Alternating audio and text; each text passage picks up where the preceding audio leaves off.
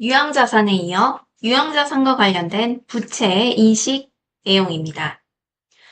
복구충당 부채가 있습니다. 복구충당 부채란 유형자산을 해체하거나 제거될, 그리고 그 경우에 복구할 의무를 부담하게 된다면 그와 관련된 복구충당 부채를 인식합니다. 복구 원가에 추정하는 방법은 그 자산의 복구 공사를 위한 DM, 직접 재료원가, 직접 노무원가, 제조 간접 원가에 적정 이익을 더한 금액을 취득 시점의 복구 원가로 측정합니다.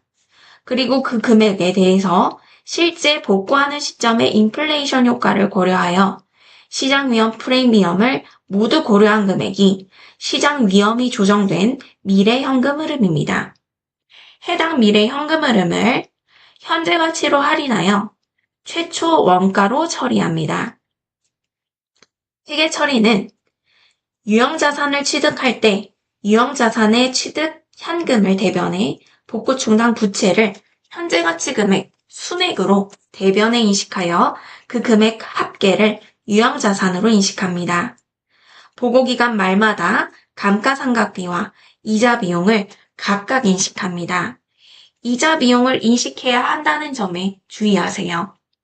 복구공사 시에는 해당 복구충당 부채의 잔액을 제거하고 실제로 지출하는 현금과의 차액을 복구공사 손실으로 인식합니다. 복구충당 부채가 변동하는 경우는 2차 시험에서 출제되는 내용입니다. 원가 모형인 경우에는 자산의 원가에 가산하거나 차감합니다. 따라서 부채가 증가하는 경우에는 유형자산 복구충당 부채를 각각 차변대변해, 부채가 감소하는 경우에는 복구충당 부채의 유형자산을 각각 차변대변해 회계 처리합니다. 재평가 모형인 경우에는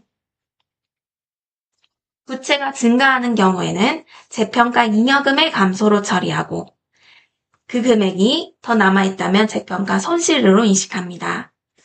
복구충당 부채가 감소하는 경우에는 재평가 손실을 이익으로 인식하고 그 이후 재평가 잉여금 기타 포괄손익 순으로 인식합니다.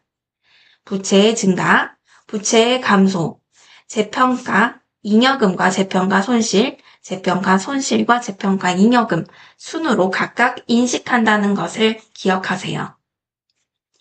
복구충당 부채와 유형자산이 당기순이익에 미치는 효과는 다음과 같이 순자산의 변동으로 구할 수 있습니다. 복구충당 부채의 경우 매 기말 현금의 변동은 없으나 이자 비용을 인식한다는 점에 주의하세요. 복구충당 부채가 계속해서 인식되는 경우에 이자 비용 인식한다는 점에 주의하세요. 다음은 문제에서 가장 많이 출제되는 유형자산 정부보조금입니다. 정부보조금은 합리적으로 가치를 산정할 수 없는 정부 지원, 기업의 정상적인 거래와 구분할 수 없는 정부 거래는 정부보조금에서 제외합니다. 인식 조건은 정부 보조금에 대한 조건의 준수와 보조금의 수치에 대한 합리적인 확신이 있는 경우에 인식합니다. 회계 처리가 중요합니다.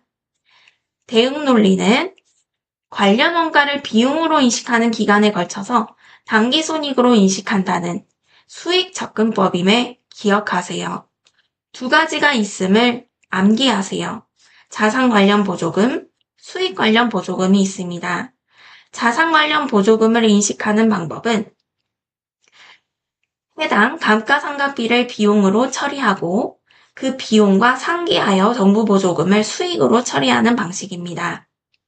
수익 관련 보조금은 비용으로 지출이 되기 때문에 인건비 등의 비용과 보조금을 상기하는 회계 처리입니다. 자산 관련 보조금이 문제에서 가장 많이 출제됩니다. 요건을 충족하는 기업이 정부로부터 보조금을 받은 경우 두 가지 회계 처리 방법이 있음을 암기하세요. 이연수익법과 원가 차감법이 있습니다. 이연수익법은 별도 수익으로 인식하는 방법이며 자산차감법은 해당 유형자산의 감가상각비를 상계시키는 방식으로 인식하는 방법입니다. 이때 금액은 정부보조금 수령 금액에서 분모는 취득 원가에서 잔존가치를 뺀 금액 대비 당기의 감가상각비에 해당하는 금액만큼을 보조금의 수익으로 인식하거나 비용에서 차감하는 회계 처리입니다. 이때 분모의 잔존가치가 반드시 빠져야 된다는 점을 기억하세요. 회계 처리입니다. 이연수익법인 경우에는 해당 이연수익 부채를 인식하며 해당 이연 정부보조금 수익이라는 부채를 수익으로 인식하는 방법입니다. 원가차감법은 대변에 해당 유형자산의 정부보조금의 계정과목으로 자산을 차감하는 방식이고 해당 정부보조금을 상계하면서 그 기계장치 유형자산의 감가상각비를 상계하는 방식입니다. 재무상태표상 어떻게 표시되는지를 기억하세요. 수익 관련 보조금은 마찬가지로 수익인식법과 비용차감법이 있습니다. 이 각각의 인식되는 방법들에 대해서 선택하는 규정이기 때문에 당기손익에 미치는 영향은 같다는 점에 주의하세요. 시장 이자율보다 낮은 이자율의 정부 대여금인 경우에도 정부 보조금으로 포함됩니다. 대여일의 공정가치를 최초 장부금액과 수취한 대가 차이를 정부 보조금으로 처리하는 방식입니다. 이자 차익의 현재 가치 또는 현금 수령액과 정부 대여금의 공정가치 차액으로 계산합니다.